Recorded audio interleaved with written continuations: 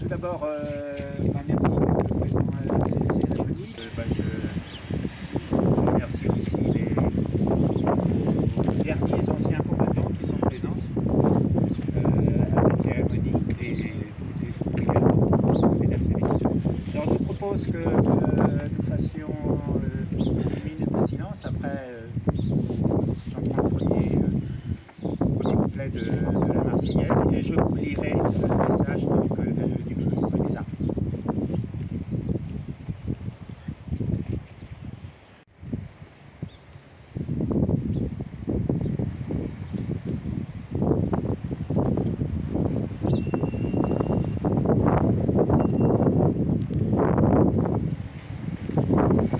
Je vous remercie.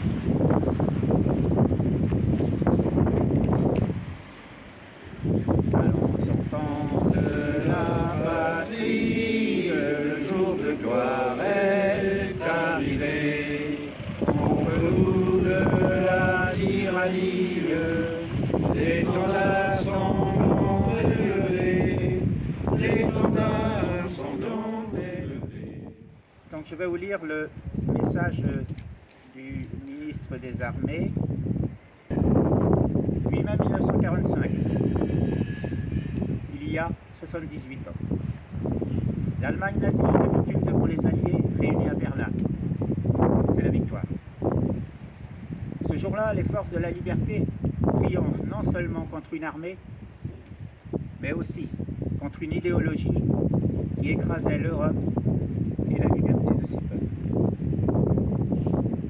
Après 6 années de guerre, l'écho de l'armistice se répand partout sur le continent, apportant au peuple la joie de la libération et la fierté d'avoir vaincu. Après 6 années de terreur, la lumière se lève enfin sur tout un pays, révélant à la fois l'opprobre de ceux qui ont collaboré et le courage de ceux qui ont résisté pour permettre la victoire. Il y a 80 ans, l'année 1943 fut une année terrible. La répression s'accroît. L'extermination des Juifs d'Europe et des opposants au régime nazi bat son plein.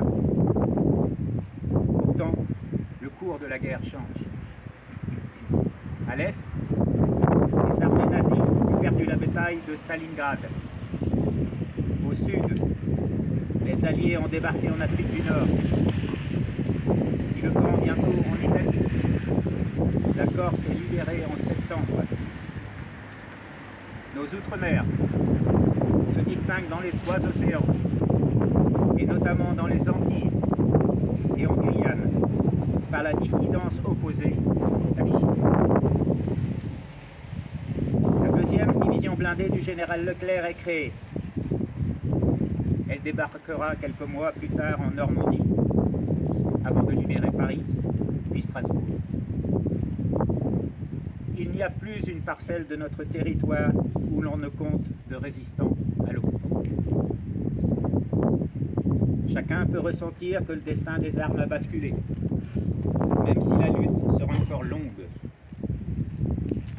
L'épreuve présente n'est pas terminée, et voici qu'au loin se dessine la fin du pire drame de notre histoire, indique le général de Gaulle aux Français libres et aux Français occupés dans son message du 14 juillet 1943. La résistance s'unit partout en France et, sûre de l'issue finale du combat, s'engage dans l'élaboration de ce qui réunira les Français après la guerre. Les ombres qui pèsent sur le destin de la nation s'éclaircissent pour qu'un dessein pour la France d'après-guerre puisse commencer à être tracé. Avec la fin du conflit, apparaissent de nouveaux défis pour reconstruire l'Europe, pour renouer avec la démocratie et pour poursuivre le combat dans une guerre qui n'est pas encore achevée en Asie.